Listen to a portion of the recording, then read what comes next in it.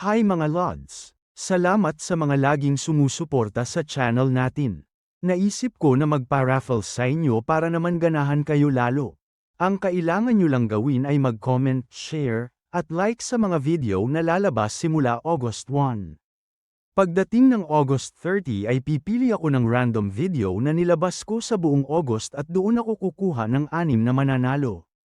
Makakakuha ng 200 Gcash ang 5 mapipili at ang isang maswerte naman ay makakakuha ng 500 Gcash. Pause nyo na lang ang video kung gusto nyong makita ng maayos ang raffle. Salamat ulit at balik na tayo sa video.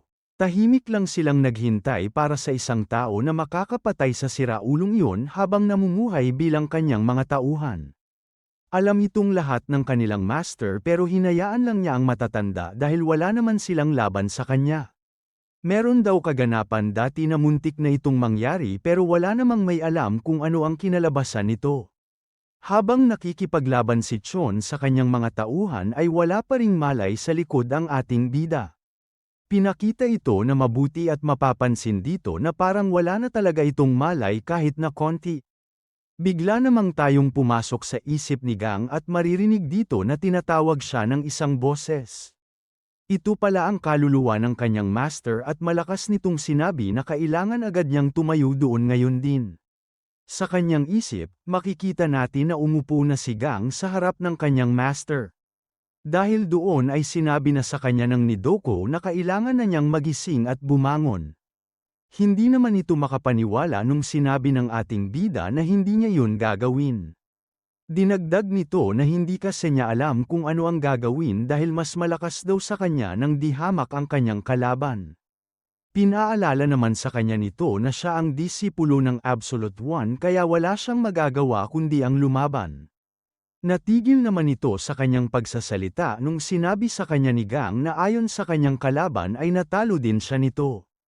Kaya, paano naman daw niya lalabanan ang isang martial artist na mas malakas pa kesa sa kanyang master? Yumuko naman ito sa harap ng kanyang estudyante at sinabi na sa maniwala siya o hindi ay undefeated siya sa buo niyang buhay kapag one-on-one. Pinaalala ni Doko ang sinabi niya dati kay Gang na pwede siyang maging ganun kung makikinig lang siya sa lahat ng kanyang sasabihin. Kaya, kailangan na daw talaga niyang gumising dahil merong ng mga namamatay na tao dahil sa kanya. Nung sinabi ito ng kanyang master ay bigla nang bumalik sa kasalukuyan ang ating bida. Nagulat ito dahil pagkadilat niya ng kanyang mga mata ay nasa ere ang kanyang katawan. Nagising ang diwa nito nung bigla na lang siyang binagsak sa lapag ng mga nagdala sa kanya doon. Sinabi ng isang matanda na mukhang ayos na sila dahil wala na sila sa range ng kanilang master.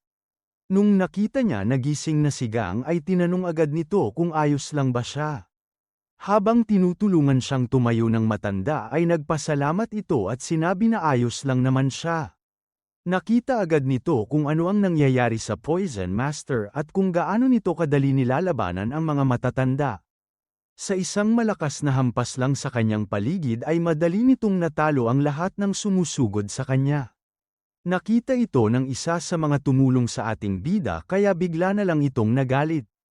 Nakita naman siya ng kanyang kasama kaya tinawag na lang niya ito at sinabi na kailangan na talaga nilang umalis. Napalingon naman ang dalawa kay Gang nung narinig nila na nagsalita ulit ito. Pinilit nito ang kanyang katawan para tumayo at tinanong kung dahil ba sa kanya kung bakit sila nakikipaglaban sa kanilang master. Sinabi naman ng mga ito na hindi niya kailangang mag-alala dahil wala itong kinalaman sa kanya. Meron daw silang sariling galit sa siraulong iyon at kaya siya nila tinulungan ay para hindi na siya madamay sa kanilang gulo. Pinakita naman ulit ang nangyayaring laban at kung paano natapos ng Poison Master ang mga unang sumugod sa kanya. Pagkatapos noon ay sinabi nito sa lahat na hindi gagana sa kanya ang kanilang 8 chains formation kaya tinanong nito kung yun na ba ang lahat ng magagawa nila.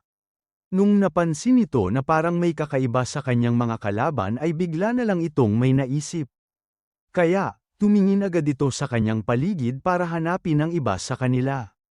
Nung nakita ng master ang dalawang matanda na tumakas kasama ni Gang ay nagulat ang kalbo sa harap dahil hindi pa pala nakakaalis ang mga ito. Bigla namang napangiti doon ang kanilang leader dahil iyon pala ang rason kung bakit parang meron silang pinaplano. Naisip agad ni Kalbo na merong gagawing masama ang Poison Master kaya sinabi nito sa lahat na pigilan nila ito ngayon din. Mabilis namang nakinig sa kanya ang mga matanda pero wala nang inabutan ang mga sandata nila sa gitna. Nakita na lang ng mga ito na nakatalo na siya ng mataas paalis sa lugar na iyon. Naramdaman ito ng isang matanda kaya sinabi agad nito sa kanila gang na papunta na doon ang Poison Master.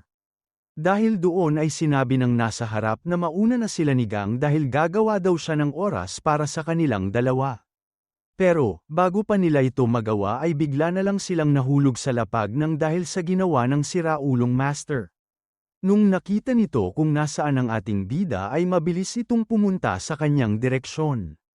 Sinubukan siyang atakihin ni Chon pero makikita natin na nasalag ito ni Gang sa huling pagkakataon. Kaso, dahil nanghihina pa rin ng sobra ang ating bida ay napatalsik siya ng Poison Master ng malayo dahil sa kanyang lakas. Nung napansin nito na mukhang sumuko na ang kanyang kalaban ay sinabi sa kanya ng siraulo na katapusan na niya. Hinanda nito ang kanyang Iron Fangs at sinabi na mas malala pa sa kanyang master ang gagawin nito dahil gagawin daw niyang paralisado ang buo niyang katawan. Natigil naman ito sa kanyang ginagawa nung napansin niya na nandoon na naman ang matatanda niyang kalaban. Kaya, lumingon ito sa kanilang direksyon para tapusin agad sila ng mabilisan. Habang ginagawa ito ng Poison Master ay nakikita siya ng ating bida. At dahil doon ay sinabi nito sa kanyang sarili na masyasde talaga itong malakas. Pagkahinga ng malalim ay nag-iba ang ekspresyon ni Gang at nanghingi agad ng tawad sa kanyang master. Wala na daw siyang ibang magagawa para pigilan ang kalaban kundi ang patayin doon ang Poison Master na si Sachon. Natigil naman sandali ang matanda dahil bigla na lang siyang nagkaroon ng sugat sa kanyang balikat. Tumawa ang kalbo sa harap habang tinatanong ang kanyang master kung ano ang pakiramdam ng masugatan. Hindi daw siguro niya ito inaasahan pero masyado daw niyang minamaliit ang kanyang mga kalaban kaya ito nangyari sa kanya. Nainis naman doon ang Poison Master at sinabi sa kanila na nakakairita na ang mga ito. Kaya, naglabas agad siya ng napakalakas na aura at sinabi sa kanila na susunugin sila nito ng buhay. Kinilabutan doon ang mga matanda at sinabi na mukhang ito na siguro ang kanilang oras. Pero, bago sila tuluyang sumuko ay inisip muna ng mga ito na gagawin nila ang lahat para makabawi man lang ng konti sa hayop na iyon. Lumipas na ang ilang minuto pero hindi pa rin gumagalaw sa kanyang pwesto ang Poison Master. Kaya, nagtaka ang mga ito kung ano ang hinihintay niya at kung pinaglalaroan ba sila ng siraulo. Kaya pala ito natigil ay dahil sa kakaiba niyang nararamdaman sa direksyon ng ating bida. Nung tinignan niya ito ay merong kakaibang ginagawa si Gang sa kanyang katawan. Pagkatapos niyang pindutin ang iba't ibang bahagi ng kanyang katawan ay ginamit na nito ang Patchen Energy Resonation. Hindi naman alam ni Chon kung ano ang sinabi ng ating bida dahil ngayong lang daw niya ito narinig. Makalipas lamang ang ilang sandali ay nakita ng Poison Master na bigla na lang may nangyaring kakaiba sa katawan ni Gang. Pagkatapos noon ay bigla na lang nitong naramdaman ang kakaibang aura na lumalabas galing sa binata. Habang nakatingin sa kakaibang Gang ay inisip ng matanda kung saan kaya galing ang lakas na iyon. Inalala nitong mabuti kung meron bang energy boosting skill ang Patchen Clan o tinago lang talaga niya ito sa kanyang katawan habang nakikipaglaban. Pero, kahit ano pa daw ang kanyang ginawa ay kakaiba daw talaga ang skill niyang iyon. Para tuloy nitong naalala ang master ni Gang na si Doko nung nakita niya ito nung unang beses. Nung natapos na ang ating bida sa kanyang ginagawa ay napatingin ito sa kanyang katawan. Sinabi nito na yun ang unang beses niyang nilabas ang 8 energy points simula nung umalis siya sa kuweba nila ng kanilang master. Nung nakita ni Chon na mukhang ayos na ulit ang kanyang kalaban ay bigla na lang itong nainis. Meron daw pala siyang tinatagong ganong lakas pero hindi niya ito ginamit sa kanya na para bang minamaliit siya nito. Dahil dito ay bigla na lang nitong sinugod ang ating bida ng walang paabi. Nakita naman ito ni Gang kaya umalis agad siya doon para wala nang madamay pa sa kanilang laban. Pagkapasok sa loob ng gubat ay tumigil na sa pagtakbo ang ating bida para harapin ang siraulo. Hindi naman na nagsalita pa ang kanyang kalaban dahil bigla na lang nitong inatake si Gang. Nakita ito ng ating bida kaya madali lang itong umiwas sa pamamagitan ng pagtalon ng mataas. Pagkatapos noon ay siya naman ang sumugod sa matanda at ito naman ang samalag sa kanyang atake. Nagulat dito ang Poison Master dahil ibang-iba na ang lakas ni Gang kung ikukumpara kanina. Kahit na ganun ay medyo patas pa rin ang dalawa dahil parehas lang silang umatras ng dahil sa nangyari. Pero, dahil kailangan na nitong patayin ang matanda ay sumugod na ulit ito habang hindi pa nakakapagpahinga ang kalaban. Hindi naman ito inasahan na nasa likod niya ang Iron Fangs ng Poison Master kaya nahuli na naman siya ng mga ito. Sa isang napakabilis na iglap ay bigla na lang napunta sa kanyang harapan ang matanda at sinaksak ito gamit ang kanyang kamay.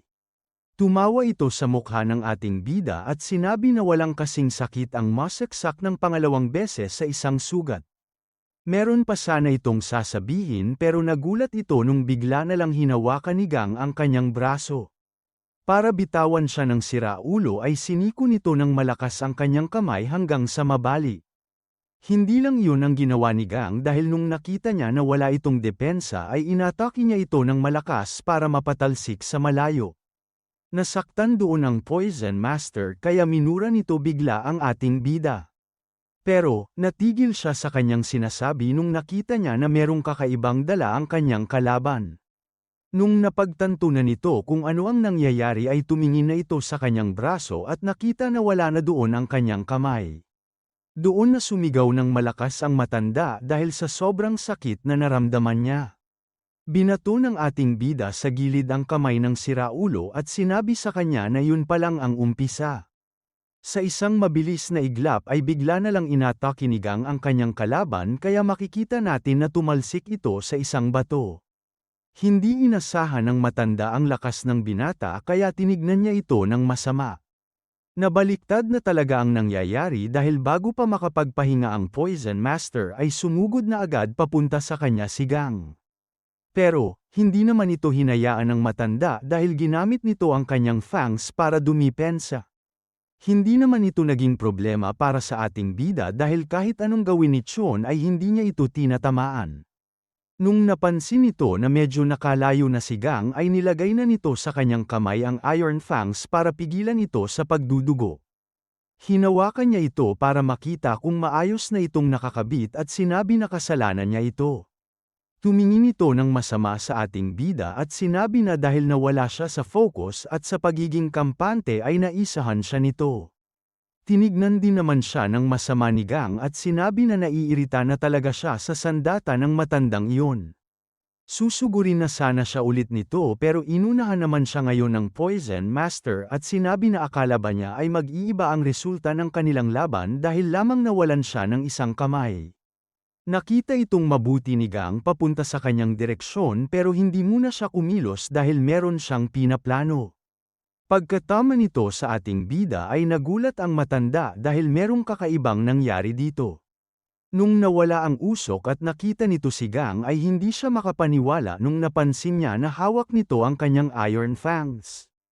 Kaya, galit nitong sinabi sa kanya na wala siyang karapatan hawakan ang sandating iyon. Wala namang pakialam doon ang ating bida dahil bigla na lang nitong ginalaw sa kung saan-saang direksyon ang Iron Fangs.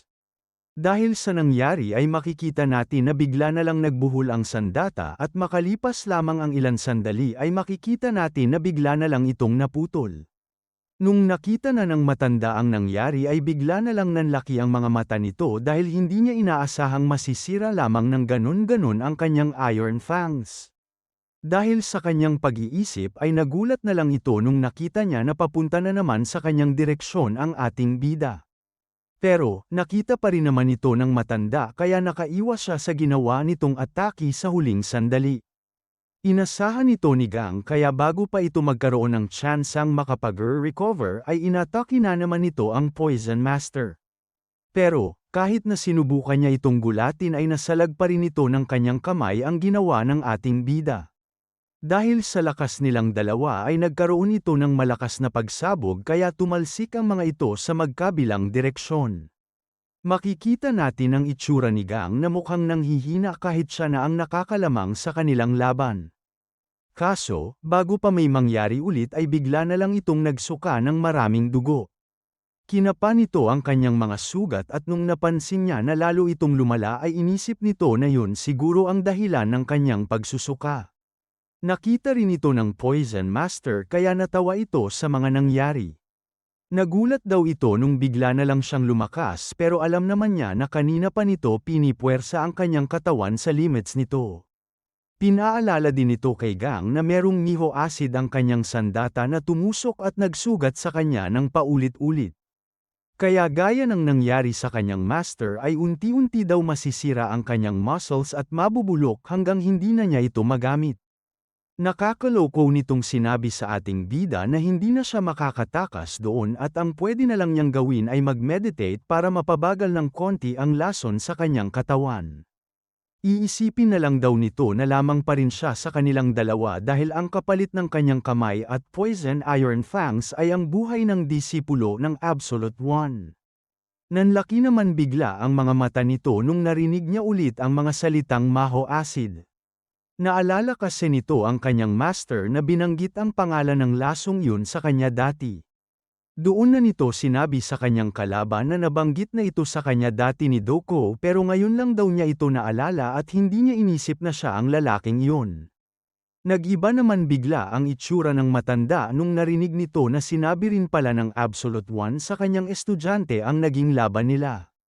Bumalik naman sandali ang storya sa naging usapan ng dalawa at sinasabi doon ng master ni Gang na ang kanyang kapabayaan ang rason kung bakit siya naging paralisado dahil sa Maho Acid. Hindi daw nito ipapasa sa kanyang disipulo ang kanyang pagkakamali kaya kailangan daw nitong sanayin ang kanyang katawan sa lahat ng lason sa mundong iyon. Dinagdag pa nito ang huling sinabi sa kanya ni Doko na kahit anong mangyari ay hindi niya matatawag na totoong laban ang nangyari sa kanila ng Poison Master. Meron pa sana itong sasabihin pero bigla na lang siyang nakaramdam ng kakaibang lakas galing sa kanyang kalaban. Hindi ito makapaniwala na sinabi lang pala kay Gang ng kanyang master na isa lamang aksidente ang nangyari sa kanilang laban. Kaya, sinabi nito ng seryoso sa ating bida na ipapakita daw nito sa kanya ang totoong lakas ng isang Poison Master. Ginamit nito ang kanyang skill na mas lightning beam kaya bigla na lang lumabas sa kanya ang sobrang lakas na aura. Nakita naman ito ni Gang kaya bigla na lang niyang binalot ng aura ang kanyang katawan. At para hindi ito mapahamak ay ginamit niya ang kanyang skill na Carving Wave. Nung nakita ito ng matanda ay nakilala agad niya ang skill nito na Carving Wave. Kaya, sinabi sa kanya ng Poison Master na kung iyon na ang pinakamalakas niyang skill ay ito na ang huli niyang laban. Tama nga ang sinabi sa kanya ng matanda dahil nung nagsalubong ang kanilang mga skill ay mas nang ibabaw dito ang sa kanya.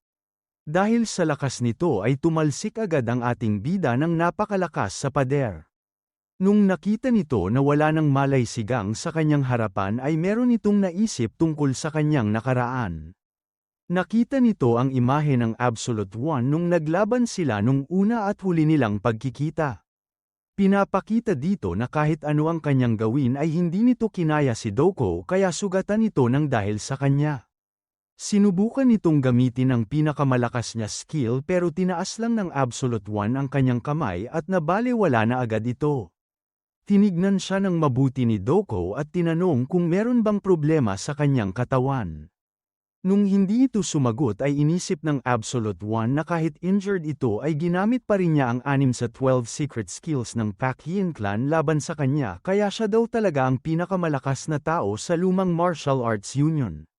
Bago umalis, sinabi nito na gusto niyang makita ang kanyang 100% kaya hanapin na lang daw niya ulit ito pag magaling na siya at handa na ulit makipaglaban. Pagkatapos noon ay naglakad na ito paalis dahil wala naman daw punto kung papatayin niya doon ang lalaking iyon. Natigil naman ito sa paglalakad nung bigla na lang tumusok sa kanyang paa ang Poison Iron Fangs ng siraulo. Nakatayo na pala ito sa kanyang likod at sinabi na wala siyang karapatan para kawan siya dahil siya ang Poison Master. Sinigawan nito ang Absolute One at sinabi na pagsisisihan daw nito ang pagtalikod niya kahit hindi pa tapos ang kanilang laban. Hindi naman ito masyadong pinansin ni Doko dahil hindi pa niya alam na mapaparalisa siya ng dahil doon kaya bigla na lang nitong inatake si Chon at sinabi na sundin na lang nito ang kanyang sinabi. Pagbalik sa kasalukuyan ay inisip nito na dahil sa kanyang sinapit ay hinanda nito sa lahat ng lason ang kanyang disipulo. Pero, hindi pala nito kinunsidirang totoong laban ang nangyari sa kanila dati kaya hindi na niya masyadong pinaghanda ang kanyang estudyante laban sa kanya. Ang kayabangan daw niyang iyon ang magiging rason kung bakit mamamatay doon ang disipulo niya na si Gang Yung. Natigil naman ito sa kanyang iniisip nung nakita niya na bigla na lang gumalaw ang ating bida. Sinabi nito sa kanyang sarili na delikado talaga ang kanyang kalaban dahil sa lakas nito. Buti daw ay nagamit niya ang kanyang skill na Black Tornado sa huling pagkakataon dahil kung hindi ito umabot ay patay na sana siya ngayon. Humanga naman doon ang Poison Master at sinabi na hindi na siya nagdududa na siya nga ang disipulo ni Doko dahil nakatayo pa rin ito pagkatapos tanggapin ng harap-harapan ang kanyang skill. Kaya, sinabi nito na kahit wala siyang isang kamay ay hindi pa rin magbabago ang kahihinatnan ng laban na iyon. Nung nakita nito ang kalagayan ng binata ay naalala nito bigla ang nangyari sa kanila ng Absolute One. Pero, hindi naman daw siya kagaya nito kaya hindi niya papakitaan ng awa ang ating bida. Ginamit ulit nito ang kanyang skill na Mass Lightning Beam papunta kay Gang at makikita natin na nakatayo lang ito doon. Hindi makapaniwala ang Poison Master nung nakita niya na bigla na lang naglaho doon ang kanyang skill pagkatapos ng ilang sandali.